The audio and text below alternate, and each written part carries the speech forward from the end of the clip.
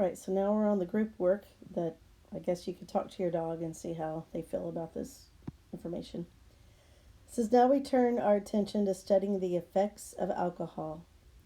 Blood alcohol concentration is a percentage of alcohol in the bloodstream. So this is going to be important for a question later. The legal limit at this point for operating a motor vehicle in most states is 8 hundredths. And then I'm actually going to use a good highlighter color.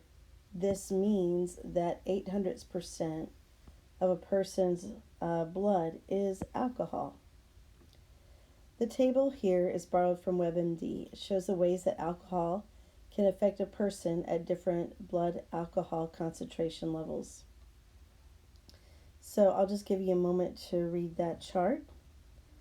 So number one, after being arrested for driving under the influence, a well-known starlet was found to have 3.5 times the legal limit of alcohol in her blood. 3.5 times. So 3.5 times the legal limit. Means we'll multiply 3 and 5 tenths times 8 hundredths of a percent. And we're going to go ahead and leave that percent sign there because we're actually looking for the percent.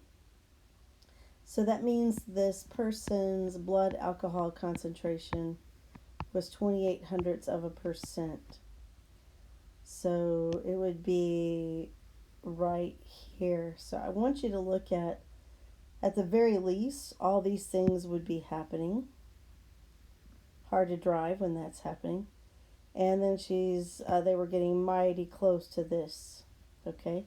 Passing out while you're driving is not a good thing.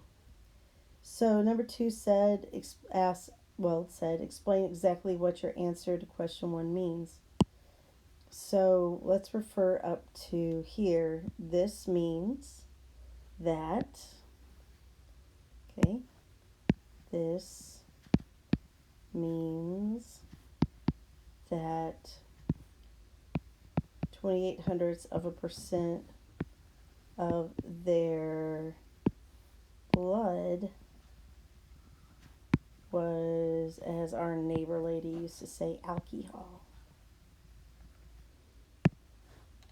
All right, so on number 3 on the next page, says describe some of the effects that the arresting officers may have been able to observe at the time of the arrest. So we've already discussed that.